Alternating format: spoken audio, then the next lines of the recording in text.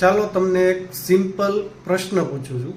શું તમે તમારા બિઝનેસને સિંગલ લાઇનમાં પ્રેઝન્ટ કરી શકો છો? તમે ક્યાંય નેટવર્કિંગમાં ગયા હોય કે પછી કોઈ નવા લોકોને મળતા હોય અથવા તો કોઈ તમને પૂછે કે તમે શું કરો છો, તો તમારો આન્સર શું હોય? હું બિઝનેસ કરું છું, હું માર્કેટિંગ કરું છું, અથવા તો કોઈને સર્વિસ આપું છું. આ જવાબ નથી, આ કન્ફ્યુઝન છે. જો તમે તમારા બિઝનેસને સિંગલ લાઇનમાં પ્રેઝન્ટ નથી કરી શકતા તો કસ્ટમર કઈ રીતે સમજશે કે તમે એને શું વેલ્યુ આપો છો? જો તમારો બિઝનેસ બરોબર પ્રેઝન્ટ નથી થતો તો સેલ્સમાં પણ ક્લિયરિટી નથી.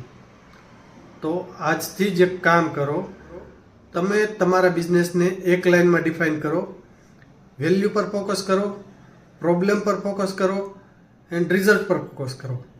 જો તમને ક્લિયર નથી તો પણ પછી માર્કેટ પણ